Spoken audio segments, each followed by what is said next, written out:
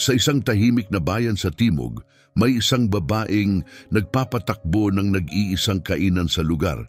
Isang umaga, nagsilbi siya ng kape sa isang bikers na mukhang magaspang, isa sa mga tipong miyembro ng Hells Angels na nagbibigay ng kaba sa mga tao. Ilang sandali pa, dumating ang dalawang lokal na pulis sa kainan at walang pag-aatubili ininsulto ang lalaki at ang may-ari. Mabilis na naging tensyonado ang sitwasyon. Umabot pa sa puntong inabot nila ang kanilang mga baril. Ngunit sa halip na umatras, tumindig ng matatag ang may-ari ng kainan. Pinagtanggol niya ang lalaki, hinarap ang mga pulis at pinalayas sila palabas ng kanyang kainan. Ang iisang gawaing iyon ng tapang ang naging dahilan para mawalan siya ng lahat. Nanlamig ang buong bayan. Tinalikuran siya. Pero ang sumunod, walang nakahula.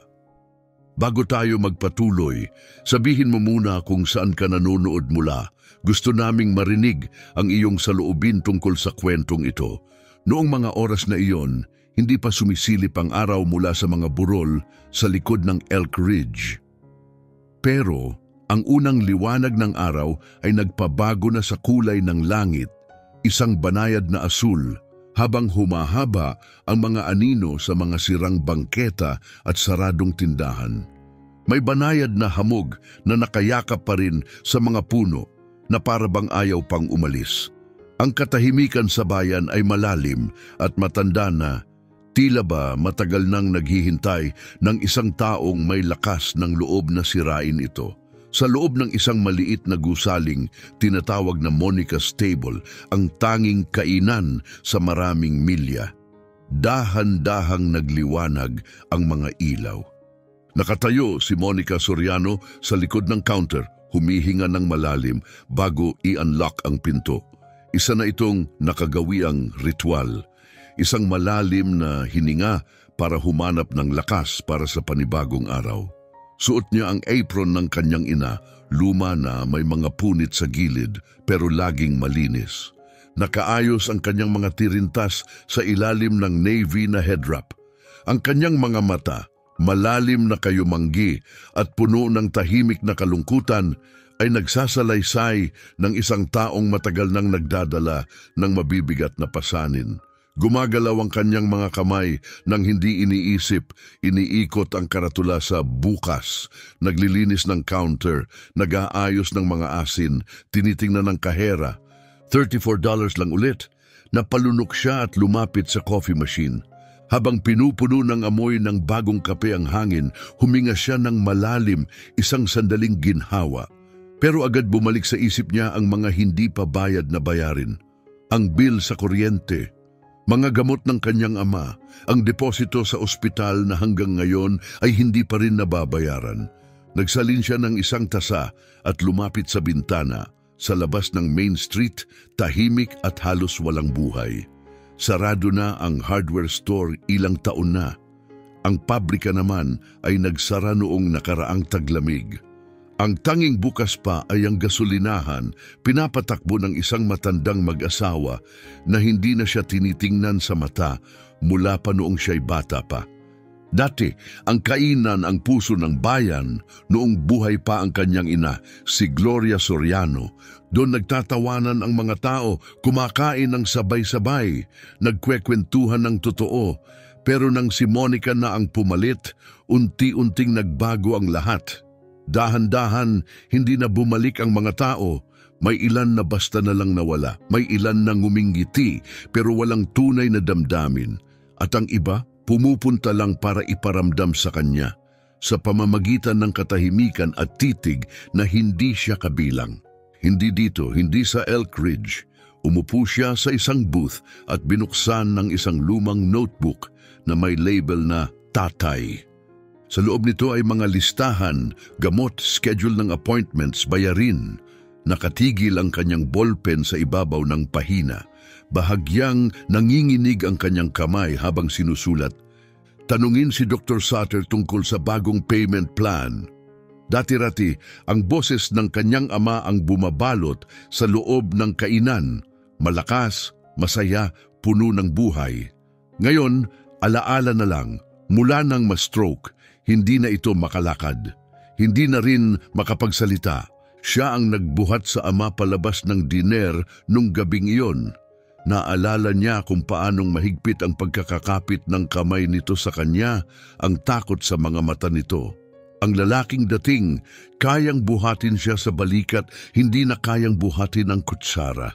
Tumunog ang doorbell, mabilis na tumayo si Monica, suot ang isang ngiting matagal na niyang hindi naramdaman. Magandang umaga, Richard. Bati niya sa isang matandang trucker na pumasok.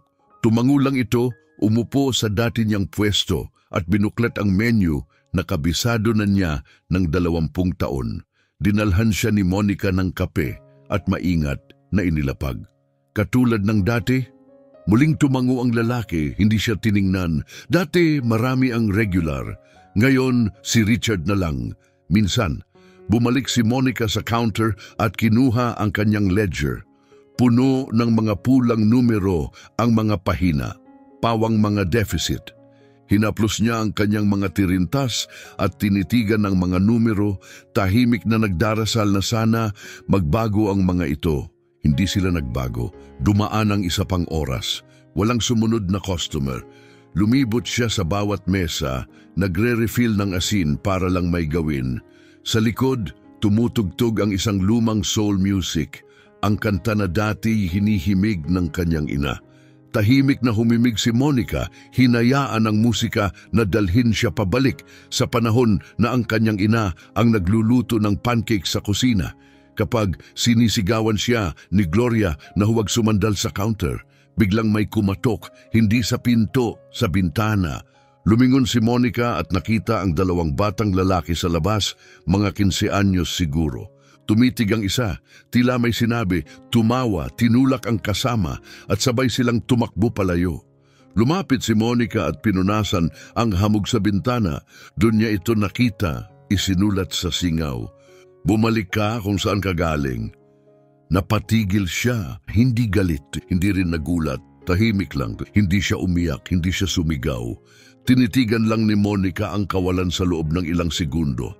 Saka tahimik na kinuha ang pamunas mula sa kanyang apron at pinunasan ang bintana, gaya ng ginawa na niya ng hindi mabilang na beses noon. Siguro 100 beses, siguro 1,000. May bumigat sa kanyang dibdib pero pinigilan niya iyon. Hindi niya pinayagang tumaas ang lungkot. Bumalik siya sa counter, kalmadong naglakad at nagsalin ng isa pang tasa ng kape. Wala na si Richard. Walang paalam, walang iniwang tip. Isang lukot na napkin lang ang naiwan sa mesa, tila walang saysay. Itinapon niya iyon sa basurahan, hindi nagsalita kahit isang salita. Bandang hapon mag-isa si Monica sa kusina, nakatitig sa 3 natitirang itlog sa loob ng ref. Binasag niya ang 2, isinangag kasama ng paminta, at pinilit huwag isipin kung ano ang kakainin sa hapunan. Sa labas, may dumaan na grupo ng mga kabataang babae. Sumilip ang isa sa bintana pero hindi pumasok. Tumawa ang isa. Hindi na inisip ni Monica kung ano ang pinagtatawanan nila. Umupo siya sa bangkong malapit sa rehistro at tumingin sa lumang litrato na nakadikit sa gilid. Siya at ang kanyang ina, parehong naka-apron, parehong nakangiting malapad.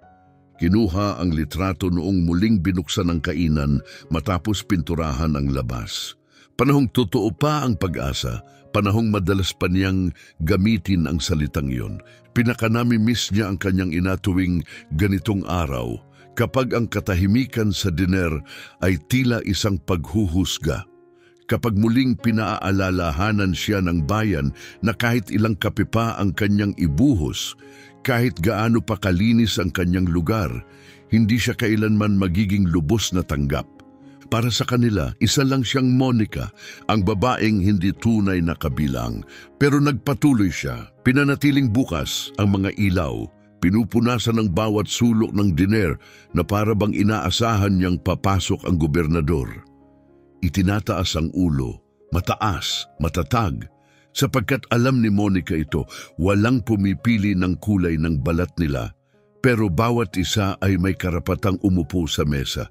Kahit ang mesang iyon ay may gasgas, kalahating walang laman, at kinalimutan na ng mundo.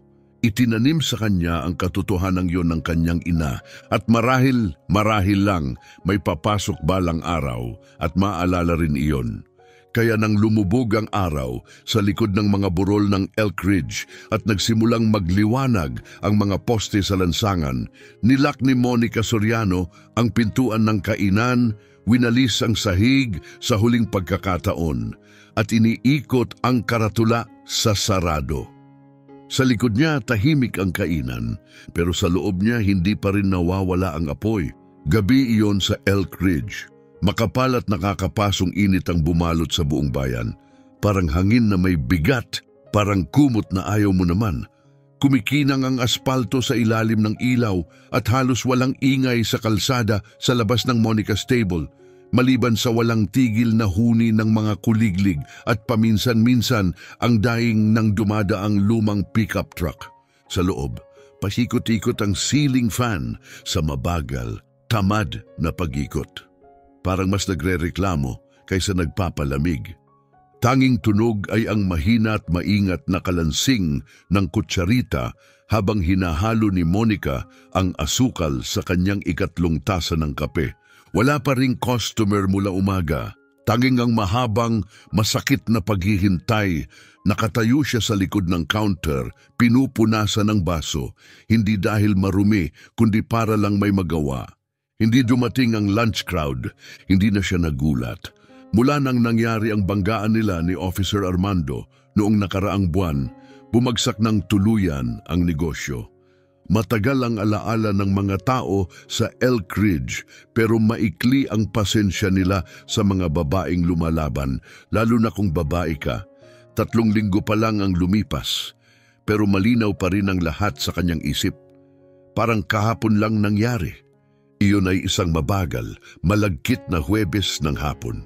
Lumabas si Monica sa dinner para magtapon ng basura. Napansin niya ang police car sa kabila ng kalsada, nakaparada ng nakatagilid, nakaandar ang makina. Bukas ang pinto, may binatilyo, mga 15 o 16 anyos, nakasandal sa hood, nakabuka ang mga kamay. Ang kanyang bag ay nakahandusay, wasak, at ang laman, mga libro at kalahating sandwich nakakalat sa semento. Nasa likod niya si Officer Armando Reyes, mahigpit ang hawak sa pulso ng bata, ang kabilang kamay ay masyadong malapit sa baril. Tumigil si Monica, tumingin sa paligid, walang ibang tao, siya lang, si Armando, at ang batang nanginginig sa takot, pabulong na nagsasalita ng mga salitang hindi niya marinig. Tumawid siya ng kalsada, mahinahong lakad, kahit mabilis ang tibok ng kanyang puso. Armando, tawag niya, anong nangyayari? Hindi niya siya nilingon. Opisyal na gawain, Monica, dumaan ka na. Hindi siya gumalaw. Papunta ba siya sa lugar ko? Kasi kung ganon, may kinalaman ako. Tumawa si Armando, maikli, mapait. Sa wakas, tumingin siya. Nakitaan ko siya sa hardware store, mukhang kahina-hinala. Binatilyo siya, sagot ni Monica, kalmado. Ganon ang mga bata, tumatambay. Hindi ibig sabihin ay delinkwente. Sumimangot si Armando. Kinu-question mo na ba ako? Tinutulungan kong maintindihan bakit kailangang tratuhin ng isang estudyante na parang kriminal sa gitna ng kalye. Ayaw makipagtulungan. Tinanong mo ba pangalan niya bago mo siya itulak sa kotse mo? Lumapit si Armando. Tumunog ang boots niya sa semento. Nang malapit na siya, sapat para maamoy ni Monica ang halo ng pawis at lumang kape. Yumuko siya at marahas na nagsalita. May mga patakaran ng bayang ito, Miss Soriano. Mga patakarang nagpapanatili ng kaayusan. Makakabuti sa iyo kung maalala mo kung saan ang lugar mo. Hindi na tinag si Monica. Alam ko ang lugar ko. Matatag niyang sagot. Nasa likod ng counter. Pinapatakbo ang negosyong itinayo ng ina ko. At hindi iyon kasama sa pagtahimik habang binabastos ang mga bata sa harap ng kainan ko. Nanginig ang panga ni Armando, mas lalo niyang piniga ang pulso ng bata, ngunit sa wakas binitawan niya ito. Nagkakamali ka, anya, malamig. Siguro nga, sagot ni Monica, pero mas pipiliin ko pang magkamali sa pagtatanggol kaysa manahimik habang may nangyayaring ganito. Itinulak ni Armando ang backpack pabalik sa binatilyo, malakas. Napasuray ang bata pero nasalo niya ito bago tuluyang bumagsak. Saglit lang, isang tibok ng puso, tumama ang tingin niya kay Monica. Magulo, nabigla pero puno ng tahimik na pasasalamat. Walang sinabi si Armando. Sumakay siya sa kanyang sasakyan, isinara ng malakas ang pinto at mabilis na pinaharurot ang cruiser pababa ng kalsada. Ang gulong ay humiyaw sa semento. Hindi rin nagsalita ang binatilyo. Yumuko, pinulot ang kanyang gamit at umalis. Walang pagpupunas ng alikabok, walang lingon pabalik. Wala na siya. Matagal pang nanatili si Monica sa bangketa kahit wala ng ibang tao. Pagsapit ng takip silim, kumalat na ang mga chismis. Pagdating ng weekend, hindi na bumalik ang mga dating regular. At pagdating ng Lunes, natagpuan niya ito. Isang resibong isiniksik sa ilalim ng pintuan. 2 salita, sulat kamay gamit ang pulang tinta. Mag-ingat ka. Bumalik sa kasalukuyan, tumunog muli ang doorbell. Hindi agad tumingin si Monica, marahil kartero lang o di kaya'y may naliligaw na gustong magtanong ng direksyon papunta sa gasolinahan. Pero may kakaiba sa katahimikan ngayon. May pananahimik na tila may hinihintay. Pag-angat ng kanyang tingin, huminto ang kanyang mga kamay sa gitna ng pagpunas. Isang lalaki ang nakatayo sa pintuan, hindi nagpapakitang matapang. Pero parang likas sa kanya ang mag-umapaw sa espasyo. Malapad ang balikat, balot ng itim na leather jacket, kupas at marumi sa alikabok ng kalsada. Gusot ang kanyang maong, mabigat sa dumi ang kanyang boots. Ang kanyang balbas, puro puti na may bahid ng kulay abo, ay paikot sa kanyang gastadong panga. At ang kanyang mga mata, maputlang bughaw, namumula at may pag-iingat, ay sinuyod ang buong silid na parabang sanay ng huwag magtiwala. Sa kanyang dibdib nakaburda sa jacket ang isang piraso ng patch na hindi maikakaila, bungo na may pakpak at apoy. Hell's Angels. Napahinto ang paghinga ni Monica. Bawat kainan ay may multo, pero ang Hell's Angels ay hindi lang multo sa Elk Ridge. Sila'y alamat na balot sa leather at hinala. Mga kwentong binubulong sa truck stops. Mga usap-usapang puno ng karahasan at panganib. Wala talagang nakakita sa kanila pero lahat ay nag-aakalang alam nila kung sino sila. At walang gustong mapalapit sa kanila. Pumasok ang lalaki, umuugong ang kahoy sa ilalim ng kanyang hakbang. Bawat tapak ay nagpapabigat sa hangin, maging ang ceiling fan ay nagbigay ng isang hindi komportabling tunog. Pinili niya ang pinakamalalayong upuan, malapit sa emergency exit. Mabagal siyang umupo, parang isang taong matagal nang may pasan. Nanginginig ng bahagya ang kanyang kamay habang umuupo. Pinagmasdan siya ni Monica ng kaunti pa, saka ibinaba ang tuwalya, iniligpit ang baso at lumapit. "Welcome sa Monica's Table," sabi niya mahinahon ang tinig. "Ang special natin ngayon ay smoked brisket with sweet cornbread. May mainit na kape at preskong peach tea. Anong gusto mong simulan?" Tumingin ang lalaki, medyo matagal kaysa inaasahan. At sa pagitan ng saglit na iyon, may nakita siya. Hindi takot, hindi panganib, kalungkutan. "Kape!" Anya paos ang boses. "Itim, kasing bilis ng kaya mo," tumango si Monica at lumingon upang magsalin. Habang umiinit ang pot, may napansin siya. Ang kanang kamay ng lalaki ay paulit-ulit na humahaplos sa batok. Mula sa ilalim ng manggas ng jacket, sumilip ang isang hospital bracelet, kupas pero hindi luma. Nakasuot pa rin para bang ayaw niyang bitawan ng paalala. Iniabot niya ang tasa. Mainit at matapang, mahina niyang sabi. Parang sipa ng kabayo. Napangiti ang lalaki, mahina, halos buntong hininga lang. Sandaling nag-alinlangan ang kamay bago niya hinawakan ang tasa. Nanginginig ito at gumuhit ang munting alon sa ibabaw ng kape.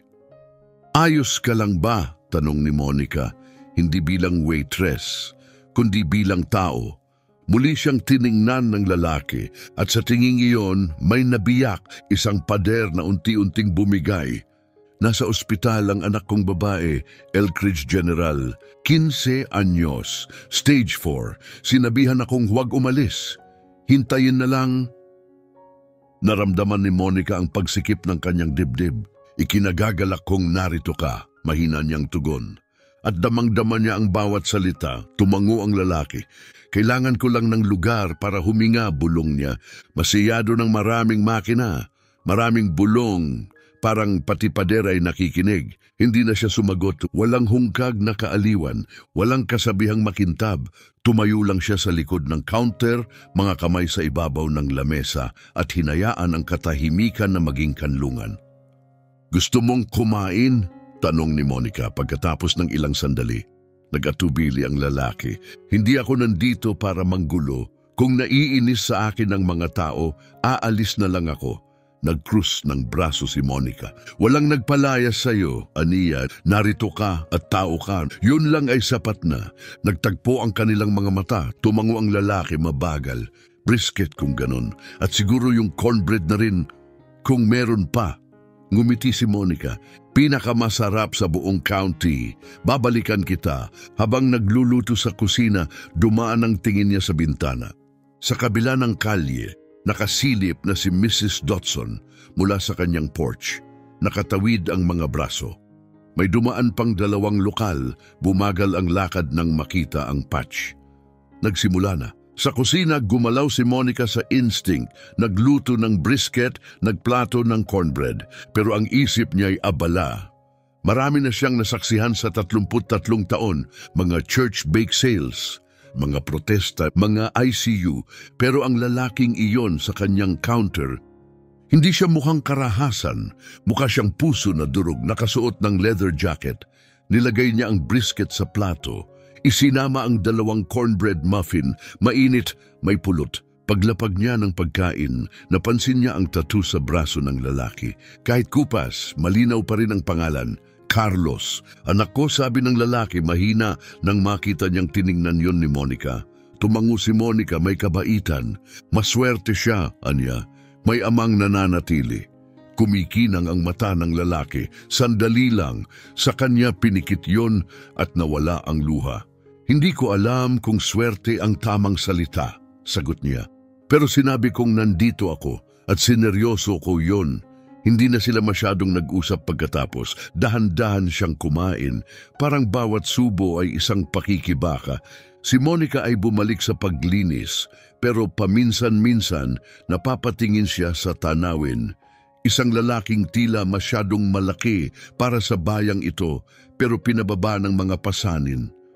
Nakahawak pa rin, nanginginig sa isang maliit na pag-asang hindi pa tuluyang nawala. Pagkatapos niyang kumain, umabot siya sa wallet. Pinigil siya ni Monica, isang kamay sa ibabaw ng counter. Libre na yan, anya. Bakit? Tanong ng lalaki. Dahil walang dapat nagdadalamhati ng mag-isa at dahil wala namang ibang nag-abot. Tinitigan siya ng lalaki, saka ibinalik ang wallet sa loob ng jacket. Tumayo. Eduardo ang pangalan ko, anya. Eduardo Garcia, Monica Soriano. Nagkamay sila, matatag ang hawak niya pero dama pa rin ni Monica ang panginginig. Lumakad siya papunta sa pintuan. Pagdating sa bukana, lumingon. Salamat sa hindi mo paghusga sa jacket ko. Ngumiti si Monica. Bawat isa may kwento, Eduardo, sagot niya. Yung iba lang, suot nila sa harap ng lahat. Tumunog ang bell sa taas ng pinto. At sa unang pagkakataon sa matagal na panahon, hindi na ganoon kalungkot ang kainan. Sumisikat ang araw sa loob ng Monica's table. Humahampas ang gintong sinag sa itim at puting sahig. Sa labas, kumikislap ang init sa semento, tila babala. Sa loob mabigat pa rin ang hangin, pero hindi na tahimik. Nasa dulo ng counter, si Eduardo Garcia nakayuko, mga siko sa lumat gasgas na mesa. Ang plato sa harap niya halos hindi nagalaw. Lumamig na ang brisket pero hindi siya naroon para sa pagkain. Hindi siya naroon para sa pagkain. Nais lang niyang makalayo sa malamig na mga pasilyo ng ospital at walang hintong tunog ng mga makinang unti-unting nagbibilang ng huling hininga ng kanyang anak. Sa likod ng counter, tahimik na gumagalaw si Monica. Pinupunasan ng parehong malinis na bahagi sa ikalawang pagkakataon sa loob ng 10 minuto. Ayaw niyang tumitig pero paminsan-minsan Lumilihis ang kanyang mga mata patungo sa lalaki sa dulo ng counter. Ang katawan nito'y pagod na pagod, tila ba dala-dala ang libu-libong milya at bigat ng maraming taon ng sakit. At kahit kaunti lang ang kanyang sinabi, mas malakas pa ang kanyang katahimikan kaysa sa pinakamatagal na talumpati ng iba. Hindi siya nagtanong, hindi siya nangulit. Natuto siyang minsan, ang pinakamabuting bagay na maaari mong ibigay ay espasyo.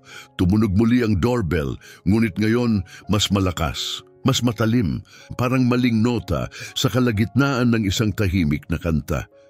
Napatingin si Monica at bumagsak ang kanyang tiyan. Pumasok si Officer Armando Reyes sa diner. Bawat yabag ng kanyang bota ay dumadagundong. Tila babala, perpekto ang kanyang uniforme. Makintab ang kanyang badge at ang baril sa kanyang balakang tila banta, hindi proteksyon. Nasa likuran niya si Deputy Maricel Fox, walang mabasa sa mukha. Ang kanyang blondeng buhok ay maayos na nakatago sa ilalim ng sombrero. Nagbago agad ang atmosfera, damang-dama ito ni Monica sa kanyang dibdib, parang sandali bago bumagsak ang bagyo. Inikot ni Armando ang paningin at tumama ito kay Eduardo. Dahan-dahang gumuhit ang isang ngiti sa kanyang labi, hindi pala kaibigan. Isang ngiting dala ng taong nakakita ng pasa at gustong idiin ito. Tingnan mo nga naman, ani Armando. Malakas at matalim ang tinig na parang basag na salamin. Isang Hells Angel sa isang diner. Kakaibang araw ito. Hindi gumalaw si Eduardo, hindi man lang tumingin. Lumapit si Armando ng ilang hakbang. Nakakatawa, akala ko ang mga tulad mo ay mas komportable sa mga sirang bar, junkyard o sa likod ng eskinita. Tinuro niya ang kape. Hindi ko akalaing may panlasa pala kayo sa sweetie at lutong bahay. Dahan-dahang tumingala si Eduardo, kalma, matatag. Bahagyang humigpit ang pagkakahawak niya sa tasa. Bumalik ang panginginig sa kanyang kamay. Kumakain lang ako, aniya, mababa at mahinahon ang boses. Umiling si Armando at tumawa ng tuyo, saka lumingon kay Maricel. Hindi tumawa si Maricel. Nagpalipat-lipat lang ng bigat sa paa. Nakatiklop ang mga kamay sa likod. Humarap muli si Armando kay Eduardo. Pangalan at ID. Ano po? Tanong ni Eduardo, nag-aalangan. Narinig mo ako. Ang patch na yan sa jacket mo lumalabas sa ilang report. Baka wala kang ginagawang masama o baka meron. Kailangan kong makita ang ID mo. Dahan-dahang gumalaw si Eduardo, abot kamay sa wallet. Pero ang kamay ni Armando nakahawak na sa hawakan ng kanyang baril. Sapat na yon. Lumabas si Monica mula sa likod ng counter. Sumasabay ang galaw ng kanyang apron sa bawat hakbang. Kalma ang kanyang mukha, pero mahigpit ang kanyang panga. Customer siya, Armando. Hindi siya nilingon. Alam mong sino siya. Alam ko lang na nagbayad siya ng pagkain at hindi siya lumabag sa kahit anong batas mula nang pumasok siya. Sa wakas, hinarap siya ni Armando. Aba, tawagan na kayo sa first name. May halong panunuya ang kanyang ngiti. Malakas ang tibok ng puso ni Monica pero hindi nanginginig ang kanyang boses. Hindi ka naman pumunta rito para sa kape. Pumunta ka para manggulo. Pero hindi mo yan magagawa dito. Tumilim ang ekspresyon ni Armando. May pamantayan ang bayang ito, Monica. Baka nakalimutan mo na, pero hindi kami. Lumapit si Monica. Itinayo ang lugar na ito sa dalawang bagay. Masarap na pagkain at patas na pagtrato. Pinagsisilbihan ko kahit sino, itim, puti, may patch o naka-uniforme. Hindi ikaw ang magtatakda kung sino ang may halaga. Lumapit si Armando ng kalahating hakbang, binaba ang boses. Gusto mo ba talagang ulitin to? Hindi umatras si Monica, hindi ako naghahanap ng away. Pero hindi rin ako tatayo lang habang binabastos mo ang isang taong gusto lang uminom ng kape, tahimik ang diner. Tanging ugong ng ref at tiktak ng orasan ang maririnig. Dahan-dahang inilapag ni Eduardo ang wallet sa counter. Ayokong ng gulo, mahina niyang sabi. Hindi siya pinansin ni Armando. Kinuha ang wallet, binuksan, tiningnan ng matagal, tila umaasang may makikitang dahilan para lumala pa ang sitwasyon. Wala siyang nakita. Ibinato niya pabalik ang wallet. Tumama ito sa counter na may mapaklang tunog. Walang warrant, bulong niya. Mukhang makakaligtas ka pa ngayon. Tara na, utos niya kay Maricel. Ngunit hindi agad gumalaw si Maricel. Ang kanyang tingin ay lumilipat kina Armando, Eduardo at Monica. Pagkatapos ng ilang sandali, tumalikod siya, walang salitang binitiwan, at sumunod kay Armando palabas. Mabigat ang tunog ng pagsara ng pinto. Nanatiling nakatayo si Monica, malalim ang paghinga, nakakuyom ang kanyang mga kamao sa gilid.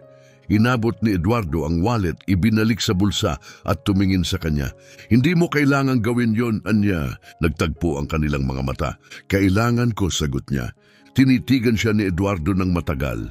Hindi mabasa ang mukha, halo ng pagkalito, pasasalamat at higit pa marahil respeto. Nakakita na ako ng ganyang tingin noon, sabi ni Eduardo, paos. Sa mata ng lalaking kailangang apihin ng iba para lang maramdaman niyang may halaga siya. Karamihan, tumatalikod na lang. Tumango si Monica, marahan. Dati ganon din ako, mahina niyang tugon. Pero hindi na ngayon. Inubos ni Eduardo ang huling patak ng kape at marahang itinulak palayo ang tasa. Salamat, aniya, payak lang. Tumango si Monica, ngunit sa pagkakataong ito mas mahina ang kanyang tinig. Hindi ko tinatanggap ang bayad mo ngayon. Bubukas sana ang bibig ni Eduardo para tumutol pero itinaas ni Monica ang kamay. Huwag mo na akong kontrahin, aniya. Tangapin mo na lang ang panalo. Ngumiti si Eduardo, pagod pero totoo. Tumayo siya mula sa upuan. Umalingaw-ngaw ang kanyang leather jacket habang inunat ang likod. Mas mabagal na ang kanyang kilos kaysa noong pumasok siya. Eduardo ang pangalan ko, by the way, sabi niya. Monica, inilahad niya ang kanyang kamay. Tinanggap yon ni Monica. At sa sandaling yon, may nabago. Ang bigat ng bayan, ang pait ng kawalan ng katarungan, ang luma at pananakot na katahimikan, tila sandaling natahimik. Sapagkat minsan, ang pinakamalakas na tinig sa silid ay ang taong tumangging pumikit. Pagkalabas ni Eduardo sa liwanag ng araw, nanatili si Monica sa likod ng rehistro, mabilis pa rin ang tibok ng kanyang puso. Hindi niya alam kung ano ang susunod na mangyayari. Pero sigurado siya sa isang bagay. Hinding-hindi na niya hahayaang ang iba ang magtakda kung sino ang karapat-dapat ituring na tao. Hindi sa kanyang kainan, hindi habang siya ang nagbabantay. Kinabukasan mukhang walang nagbago sa Elkridge. Asul pa rin ang langit at ang mga pine tree sa Main Street ay tuwid pa ring nakatayo. Ang kanilang anino'y humahaba sa kalsada. Ngunit iba na ang katahimikan ng bayan. Mas malamig, mas matalim. Naglakad si Monica papunta sa kanyang dinner habang dahan-dahang sumisilip ang araw sa likod ng mga burol. Mas mabagal ang kanyang hakbang, hindi dahil sa takot, kundi dahil sa katiyakan. Ang uri ng katiyakan na nanunuot sa buto mo kapag natawid mo na ang linya, isang linyang hindi mo alam na nandoon hanggang sa huli na. Ang una niyang nakita, karton. Hindi ito idinikit, ipinako ito sa kanyang pintuan. Malalaki, magaspang ang letra, pininturahan ng itim. May mga patak na parang luha. Walang pagpipigil, walang pagtatago, sadyang ginawa para marinig. Tinitigan niya ito ng tahimik na natiling nakahawak ang susi sa kamay. Pagkatapos, walang sinabi, hinugot niya ang karton gamit ang parehong kamay, pinunit mula sa pako at itinapon sa tabi ng basura. Binuksan niya ang pinto at pumasok. Tumunog ang bell sa itaas ng pintuan. Pero ngayon parang may mali, mas matalas, mas nag-iisa. Sa loob, malamig ang hangin, hindi pangkaraniwan. Tumingin siya sa likod at napabuntong hininga. Patay ang ref. Wala ng kuryente. Alam na niya bago pa subukan. Pero lumakad pa rin siya sa loob at sinubukang i-on ang breaker. Wala! Tumayo siya sa gitna ng silid, walang imik. Pagkatapos dahan-dahang bumuga ng hininga, inikot ang balikat. Hindi niya hahayaang manalo ang katahimikan. Hindi ngayon, 7:30. Wala pa ring ilaw, patay ang coffee machine, kaya nagluto siya ng maliit na pot ng kape sa emergency gas stove at nagsalin sa tasa. Umupo siya sa tabi ng bintana at pinanood ang bayan. 8:00, wala pa ring dumating, pati si Richard ang matandang trucker, wala. Dahan-dahang humigop si Monica ng kape, pinanood ang kalsada na parang may gustong ipahiwatig. May ilang taong dumaan, karamihan hindi tumingin sa bintana. Isang lalaki, si Nestor mula sa lumberyard, sandaling sumulyap sa diner pero agad inilayo ang tingin na parang sinanay na. 9:30, sinilip niya ang tip jar. 4 na nickel at 1/4. 10:15, tumunog ang telepono 1 beses lang, tapos katahimikan, walang voicemail, walang tawag pabalik. Tanghali na, ibinaba niya ang karatulang bukas para makatipid sa kuryente na wala naman. At doon niya narinig, pak, isa pa, pak, lumingon siya sa bintana. Matalas ang tingin, pak, mas malakas, mas basa, may dilaw na likido at malambot na bagay ang dumikit sa salamin. Itlog. Lumapit siya. Sunod ang kamatis. Isa pa, tumalsik sa gilid ng menu board ang isa, dumulas ang pulang katas. Doon na niya narinig ang tawanan. Sa labas, lampas sa gulo, may mga tumatawa. Hindi niya makita ng maayos. Ang bintana balot ng dumi at galit. Mga salitang isinulat gamit ang pagkain. Bastos, marumi, pang-aapi. Hindi gumalaw si Monica, hindi umiyak. Hindi man lang kumurap, nawala rin ang tawanan, umarangkada ang gulong.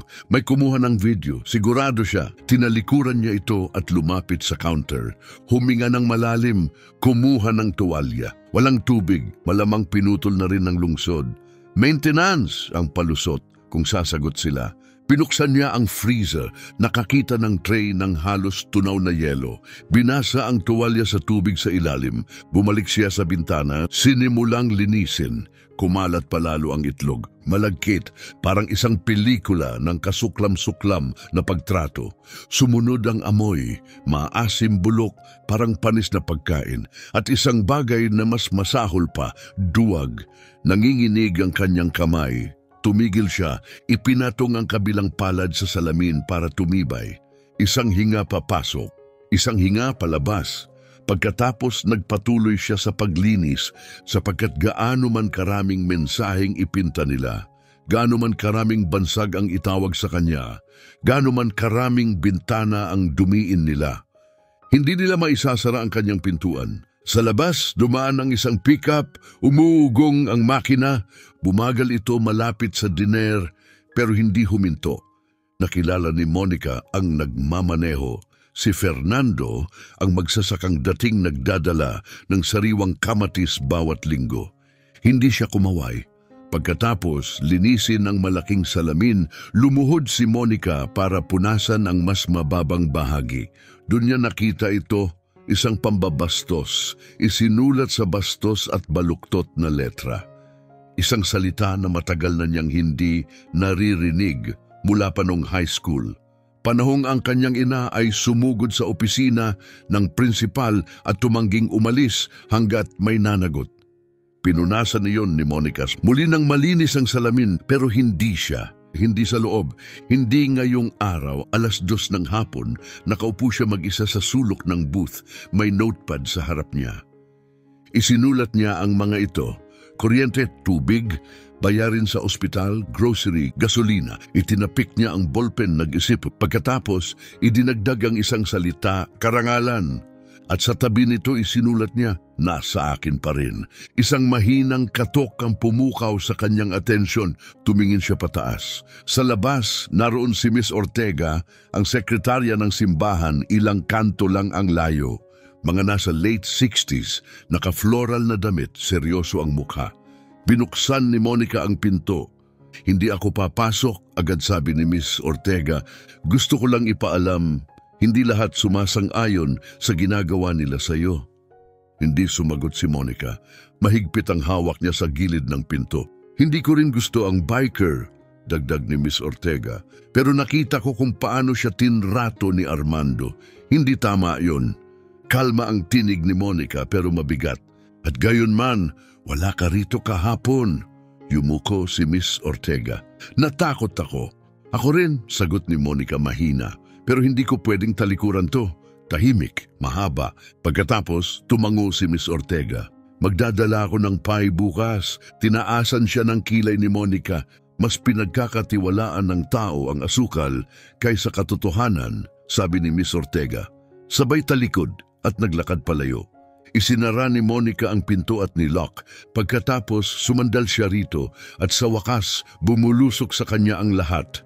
Ang pagtataksil, ang kalungkutan, ang nakakabinging katahimikan mula sa mga taong dating itinuring niyang pamilya. Pero sa ilalim ng lahat ng bigat na iyon, may kumikislap, hindi pa pag-asa, pagwawalang bahala. Ang uri ng paninindigan na nananatili sa kalamnan mo kahit binagsakan ka na ng lahat at nakatayo ka pa rin. Bumalik siya sa bintana, may mga bahid pa ng dumi, mga itlog sa sulok, pulang bakas sa ilalim ng karatulang Monica's Table. Isinawsaw niya muli ang basahan at muling nagpunas hanggang lumitaw ang kanyang refleksyon sa salamin. Mapagod na mga mata, apron na may mantsa, mga kamay na magaspang sa paulit-ulit na paglinis.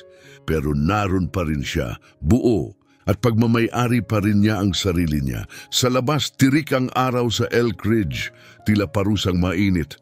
Mabigat ang hangin, walang gumagalaw, pati ang mga kuliglig ay tumahimik.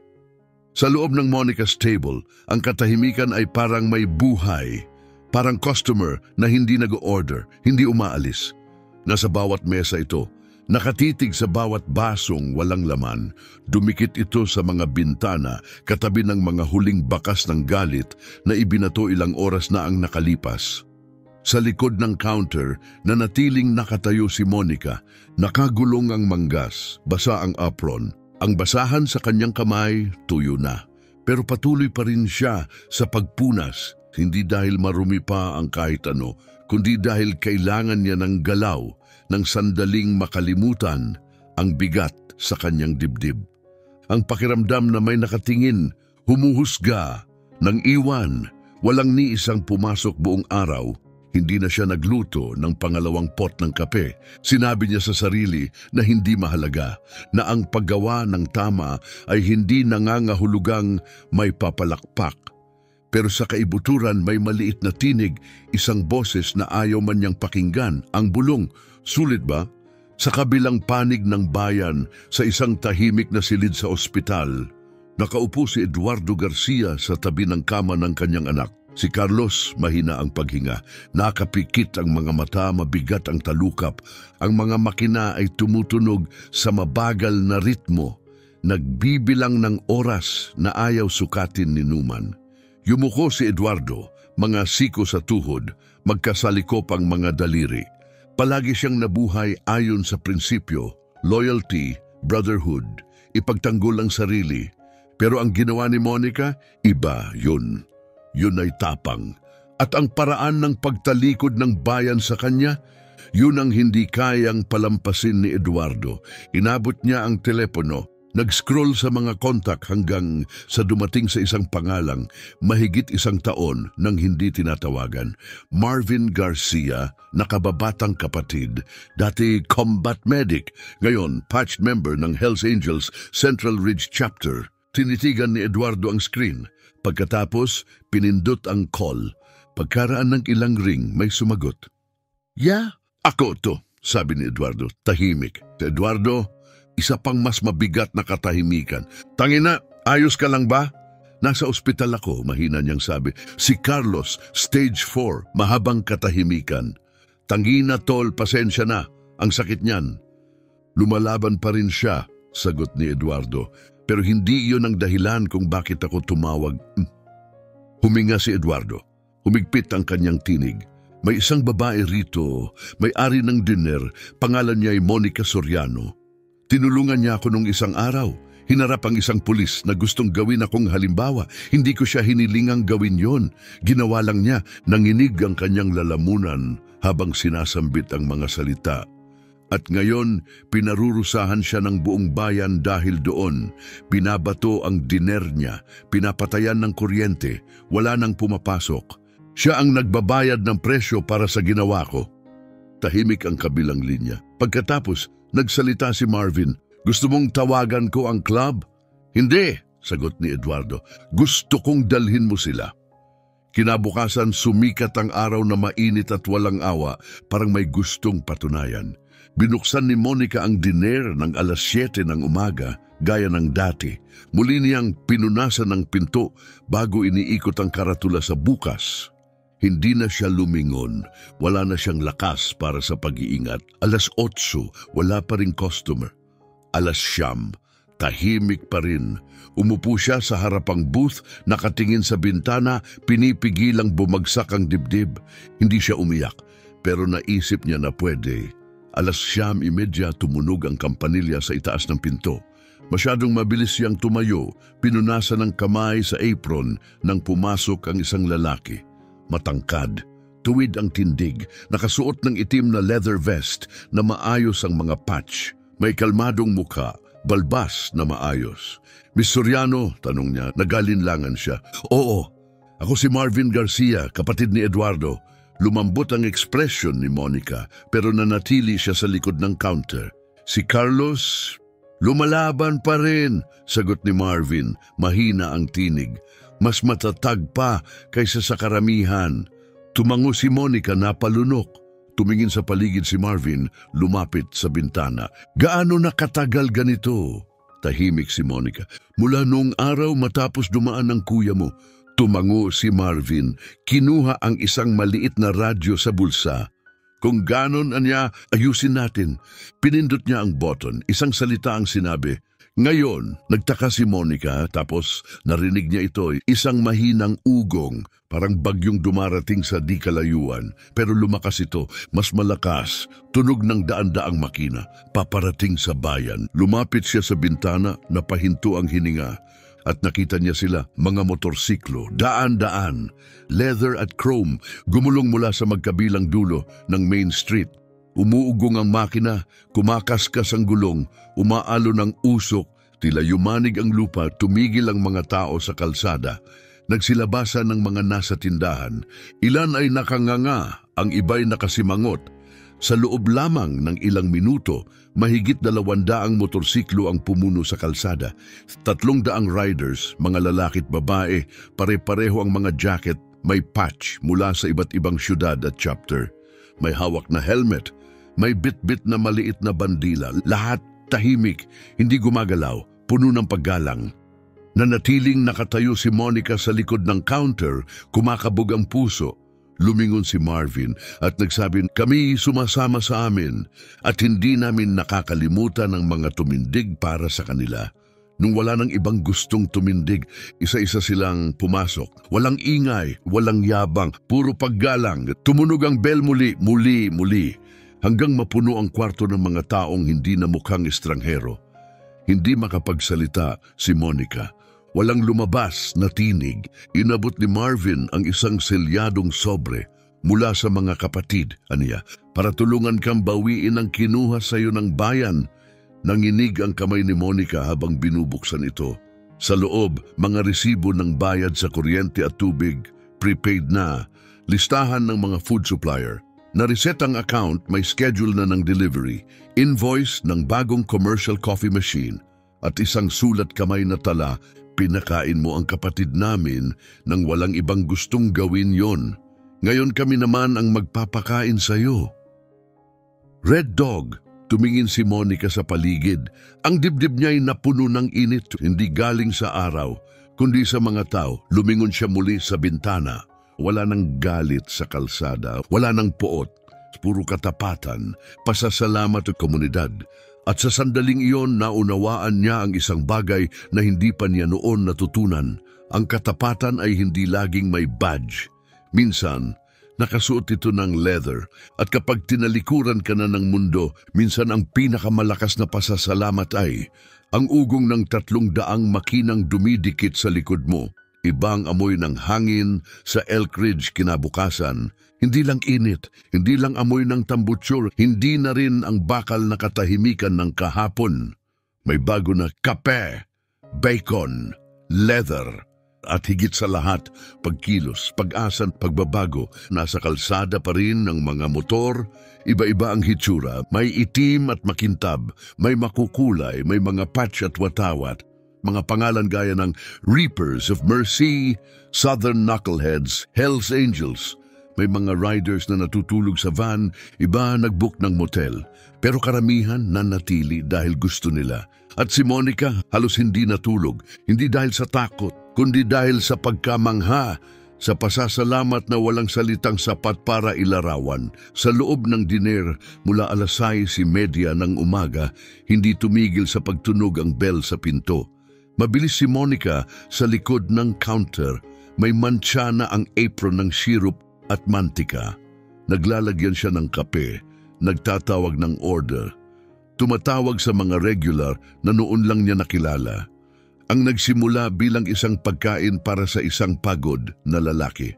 Naging buhay, naging lakas. Inabot niya ang plato ng pancake sa isang biker na may kulay abo ang balbas, lumingon para mag-refill ng kape. At nakita niya ito, akala niya'y ilusyon lang. Mrs. Ana Peralta, nakapi ng buhok, beige na cardigan, nakakapit sa bag na parang kalasag. Ang parehong babaeng minsan ay mahigpit na bumulong. Namimiss ko yung panahon na alam ng tao ang kanilang lugar. At ngayon, nasa booth, kasama ang isang biker, isang babaeng nakasuot ng sleeveless leather vest, may tattoo sa magkabilang braso, may silver na tirintas sa balikat. Nag-uusap sila, hindi lang basta usapan. Tinuturuan ng biker si Mrs. Ana kung paano magganchilyo. At si Mrs. Ana tumatawa, hindi pilit, hindi pakitang tao, tunay na tawa, napakurap si Monica. Hindi makapaniwala, lumapit siya kay Gus, ang weekend cook na tinawag niya para tumulong. Inabot ang coffee pot.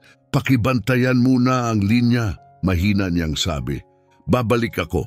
Lumapit siya sa booth, hindi sigurado kung ano ang sasabihin. Tumingin si Mrs. Ana pataas, nagtagpo ang kanilang mga mata. Nagantay si Monica, itinaas ni Mrs. Ana ang kanyang tasa. Magandang umaga, Miss Sorianon, sabi niya. Bubuka sana ang bibig ni Monica. Walang salitang lumabas. Ngumiti ang biker sa tabi ni Ana, ang patch sa vest niya, Evelyn, na East Valley chapter. Mainit ang ngiti, totoo. At sapat, natuto siyang gumawa ng fingerless gloves, ani Evelyn tumango kay Mrs. Ana Peralta. Sabi niya pampainit sa kamay pero makakakapit pa rin sa tasa ng kape. Mahinang tumawa si Ana. Sabi ko sa kanya kung makikaupo ako sa may tattoo sa buong braso, di dapat may matutunan din akong kapakipakinabang. Umiling si Evelyn, nakangiti, at sabi ko naman sa kanya, kung makikaupo ako sa isang taong mas mahusay magganchilyo kaysa sa akin magmaneho, di dapat bukas ang tenga ko. Nakatayo si Monica malapit sa booth, pinagmamasdan sila. Hindi niya tiyak kung saan nanggagaling ang init sa kanyang dibdib. Siguro itong tahimik na sandali, walang talumpati, walang deklarasyon. Dalawang taong magkaibang mundo, magkasamang nakaupo at nagkakaintindihan. Tumango si Monica ng marahan at bumalik sa counter. Sa labas, may nangyayari pa. Mga bata, 8 siguro mula edad 5 hanggang 11, naglalaro sa pagitan ng mga motorsiklo. Tila ba bagong playground ang nadiskubre nila. Nakapak sa semento, sumisigaw sa tawa, paikot-ikot sa chrome at kickstands. Napansin niya si Mario Flores, nakasampa sa pulang Harley. Napatigil si Monica. Hinawakan ang counter ng mahigpit, pero ang biker sa tabi may skull cap at tinirintas na balbas. Lumuhod at malumanay na nagsabi, dahan-dahan lang. Ayaw mong matumba yan, pero kung gusto mong umupo, tuturuan kita ng tama. Tumango si Mario tuwang-tuwa. Hinawakan ng biker ang ilalim ng upuan, inalalaya ng bata. Tila ba ipinapasa ang isang tradisyon? Sa kabila, isang batang babae ang naggugupit ng buhok ng Barbie niya habang pinagmamasdan ang isang biker na muling itinatali ang kanyang boots. Nagtanong siya. Lumuhod ang biker at isa-isang itinuro ang mga buhol. Pinanood ni Monica ang lahat, walang anunsyo, walang plano, walang programa, basta mga taong nandoon. Tumunog ulit ang kampanilya sa pinto. Lumingon siya, inaasahang isa pang biker. Pero si Deputy Maricel Fox ang dumating. Walang badge, walang uniforme, jeans lang, gray na t-shirt. At isang mukha na mas mukhang tao kaysa opisyal. Tahimik siyang lumapit sa counter. Kape? Tanong ni Monica. Matatag ang boses. Tumango si Maricel. Itim, walang asukal. Tahimik na nagsalin si Monica. Pag-abot niya ng tasa, bahagyang nagdikit ang mga daliri nila. Salamat, sabi ni Maricel. Tiningnan siya ni Monica, talagang tiningnan. Sa mga mata ni Maricel may bago. Pagsisisi, marahil kahit kaunting kababa ang loob. Pananagutan, umupo si Maricel sa counter, tumahimik. Pagkatapos nagsalita, narinig ko ang ginawa nila sa lugar mo nung isang linggo. Hindi sumagot si Monica. Dapat nakialam ako, bulong ni Maricel, o kahit nagsalita man lang. Hindi ikaw ang nagbato ng itlog, sagot ni Monica, mahina. Hindi, sagot ni Maricel. Pero nanatili akong tahimik habang ginagawa nila yun. Walang sagot si Monica. Tumingin si Maricel sa tasa. Hindi ako proud doon. Tahimik. Pagkatapos, kumuha si Monica ng mainit na biscuit sa bread basket. Inilagay sa plato. Itinulak sa kanyang harap. Kumain! Tumingin si Maricel. Gulat. Tumango si Monica ng bahagya. Mas madali ang usapan kapag busog ang tiyan. Napangiti ng bahagya si Maricel. Bumalik si Monica sa bintana kung saan sumisigaw si Gus mula sa kusina. Nagpatuloy siya sa trabaho, nagsalin ng kape, nag-abot ng pinggan, sumagot sa mga tanong habang ang isipan niya'y lumilipad kay Ana, kay Mario, kay Maricel. Hindi ito himala, hindi pa, pero meron na, simula. Siguro iyon talaga ang tunay na pagbabago, hindi parada, hindi paputok. Isang pares ng estrangherong magkasamang naggagansilyo, isang bata na natutong magbalanse sa Harley, isang deputy na walang badge, nagsasalita ng totoo sa wakas. Lumapit si Monica sa isang sulok ng diner. Tiningnan ang lumang litrato ng kanyang ama sa pader, nakatayo sa likod ng counter. May mansa ang apron, matitibay ang mga kamay, at mabait ang mga mata. Bumulong siya. Ang galing mo, Daddy, tama ka, kayang mangulat ng mga tao. Pagkatapos, humarap siya muli sa silid at nagpatuloy. Sapagkat ang mundo hindi basta-basta nagbabago, ito'y nababago, mesa kada mesa. Sa labas, lumulubog na ang hapon sa likod ng burol, gumuguhit ng gintong liwanag sa Main Street. Ang liwanag ay bumuhos sa bintana ng Monica's table, isang liwanag na tahimik, parang sagrado. Lahat ng upuan, puno, mga booths, mga stool, counter, lahat may tao. May mga naka-leather na jacket, may mga patch, may nakamaong, may mukhang galing simbahan, may galing sa kalsada, may tawanan, may palitan ng kwento, may pag-uusap. Si Monica mabilis pa rin sa galaw, coffee pot sa isang kamay, napkin sa kabila, may basahang nakasabit sa apron, ngumiti siya kapag kaya, tumango kapag hindi, masakit ang balikat niya. Pero ang kanyang puso, puno, masakit ang kanyang mga paa, pero ang puso niya, tumutibok na muli kasabay ng bayan. Hindi niya agad napansin, tumunog ang bell sa pinto, banayad, gaya ng dati. Walang tumingin agad, pero may isa, tas isa pa hanggang sa tumahimik ang buong diner. Tumingala si Monica mula sa tasa ng kape. May lalaking nakatayo sa pintuan. Matangkad, matatag, isang presensya bago pa siya makita. Itim na leather vest, maayos, bago. At sa likod may burdang puti, President, Hells Angels MC Riverside Chapter. Pumasok siya, mabigat at maingat ang bawat hakbang. Sa likuran niya si Marvin. Tahimik ang hangin pero hindi takot, hindi tensyon, paggalang. Lumapit si Domingo Flores sa gitna ng diner. Tumingin sa paligid. Matatalas ang mata pero may kabaitan. Nakita niya si Monica, lumapit siya sa counter. Tahimik ang lahat, walang gumagalaw. Ikaw si Monica? Tanong niya. Ako nga. Inilahad ni Domingo ang kamay, matatag ang hawak, magaspang ang palad, pero puno ng paggalang. Ako si Domingo, sabi niya. President ng Riverside Chapter. Tumango si Monica. Alam ko kung sino ka. At ako alam ko kung sino ka, sagot niya. Hindi lang paggalang, may pagmamalaki. Humarap si Domingo sa buong silid, itinaas ang isang kamay. Tumahimik ang lahat. Hindi siya sumigaw, hindi niya kailangan. Ang kanyang boses ay parang panata. Sa mundo namin, dalawa ang pinakamahalaga, katapatan at respeto. Kapag ibinigay mo sa amin, yan ibabalik namin. At kapag may nagbuwis ng lahat para sa tama, Hindi namin ayan kinakalimutan. Humarap siya kay Monica. Hindi niya kami kilala. Wala siyang pakialam sa patch namin. Ang nakita niya, isang taong nasasaktan at tinrato niya ito bilang tao. Habang ang iba'y tumalikod, lumapit siya. Inabot ni Marvin ang isang canvas bag. Binuksan ni Domingo, inilabas ang isang itim na leather vest, malinis, bago, may burda. Hindi ako basta nagbibigay nito, Ania. Sa likod, friend of the Hells Angels, at sa ibaba, protected. Napahinto ang hininga ni Monica, hindi siya gumalaw. Lumapit si Domingo. Simula ngayon, Anya, Monica's table ay nasa proteksyon ng Hells Angels. Sumabog ang silid. Sigawan, palakpakan, tama sa lamesa, tadyak sa sahig. Isang malakas na whistle. Nakatayo si Monica, basa ang mata. Lumapit si Domingo, mahina ang boses. Deserve mo to, hindi dahil sa takot, kundi dahil sa kabutihan. Mas mahalaga yun kaysa anumang patch. Inabot niya ang vest. Ginapang ni Monica ang kamay. Hinawakan nito, dinama ang burda. Friend, protected.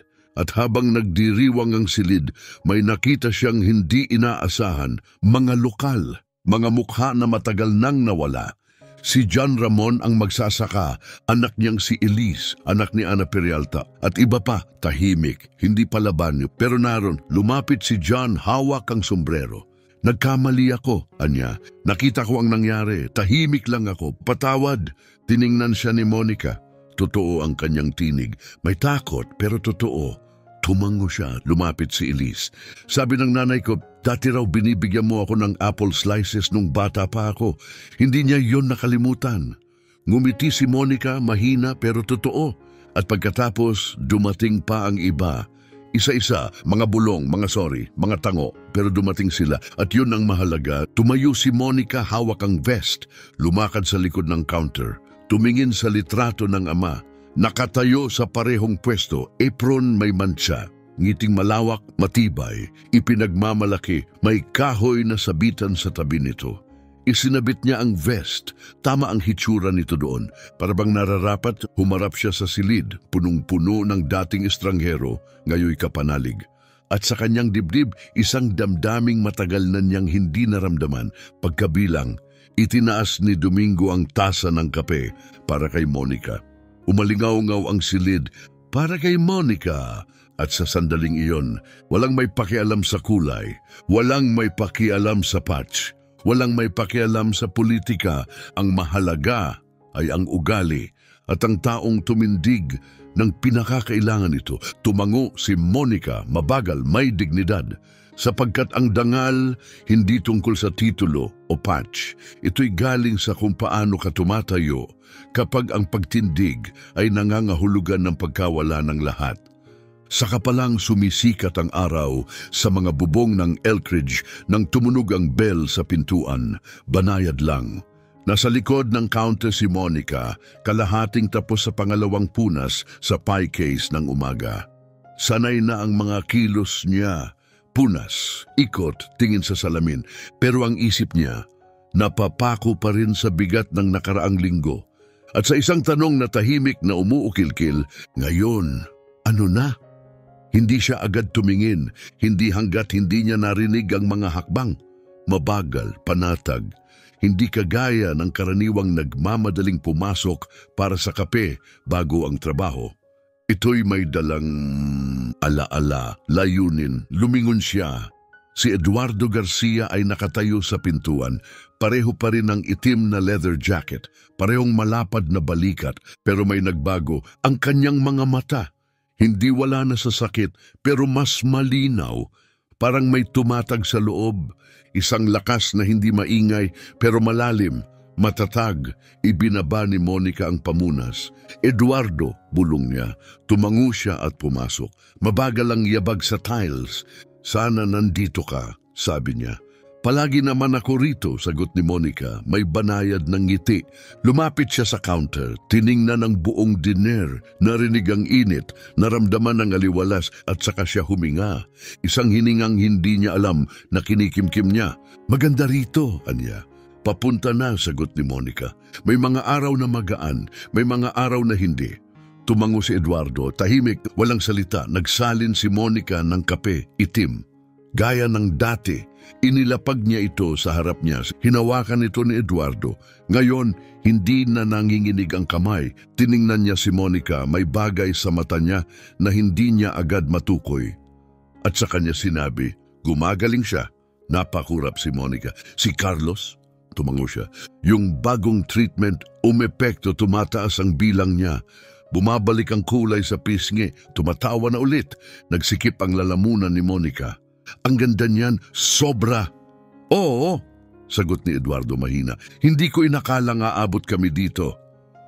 Sandaling katahimikan, siya ang nagpapunta sa akin ngayon. Napakunot ng bahagya ang noo ni Monica. Tumingin si Eduardo sa tasa tapos sa kanya. Sabi niya, gusto ka raw niyang makilala. Natigilan si Monica. Ako? Tumango si Eduardo. Sabi niya, tumigil muna siya sa kangumiti. Yung babaeng yon na parang gusto kong maging katulad niya balang araw. Sandaling lahat ay nawala sa paligid nila. Ang pinggan, ang ugong ng refrigerator, ang tunog sa labas.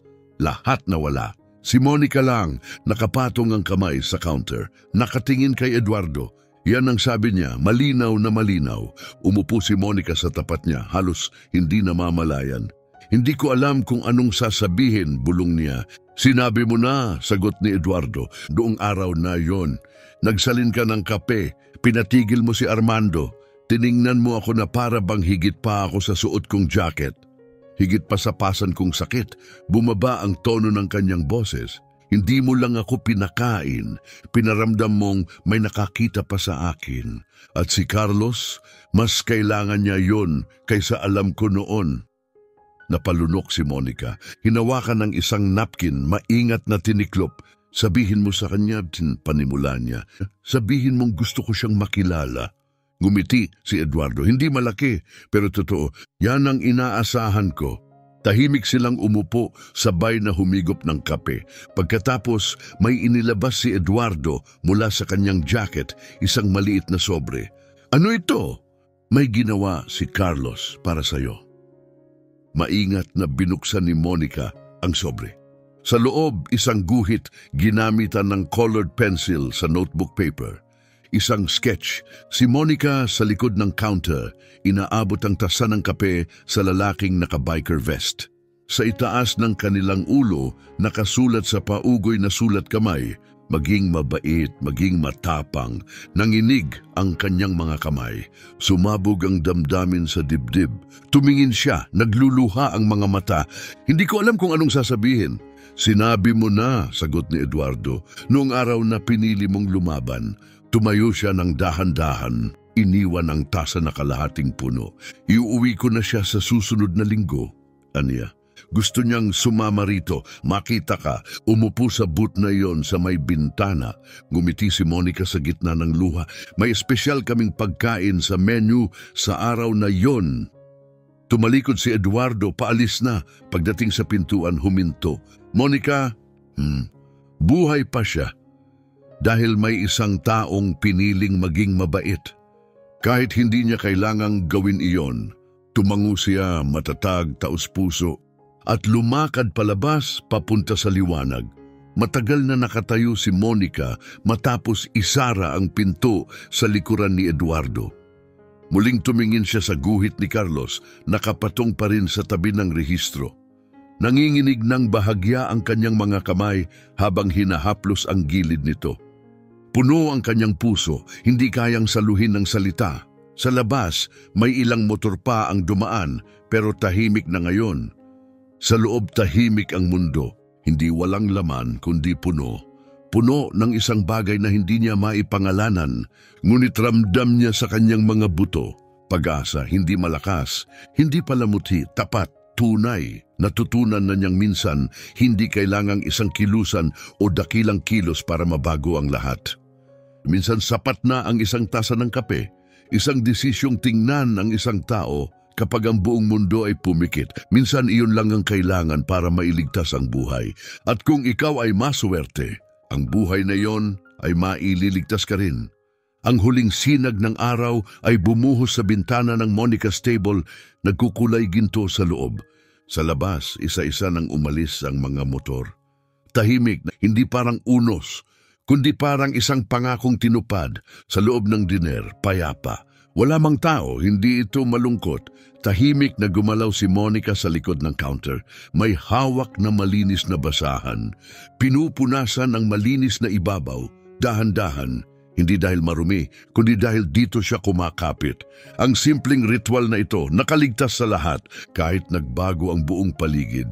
Ilang hakbang mula roon katabi ng lumang larawan ng kanyang ina. Kuha nung unang bukas ang diner, nakasabit ang itim na leather vest.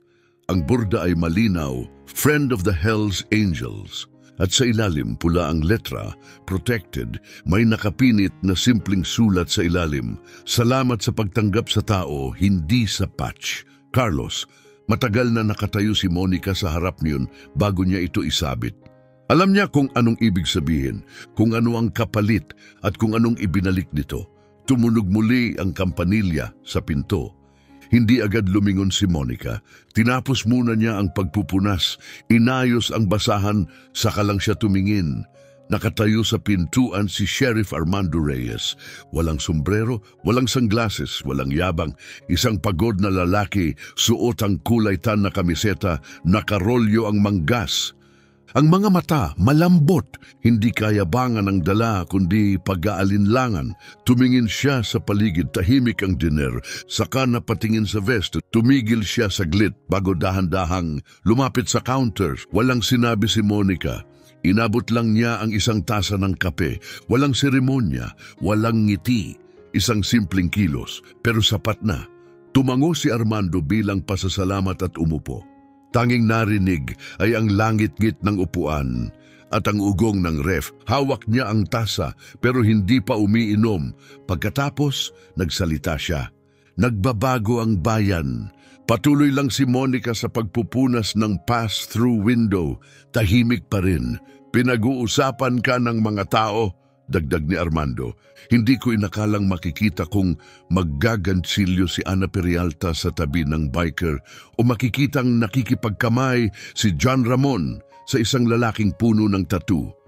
Wala pa ring sagot, nagbuntong hininga si Armando. Ganito kasi ako pinalaki, anya.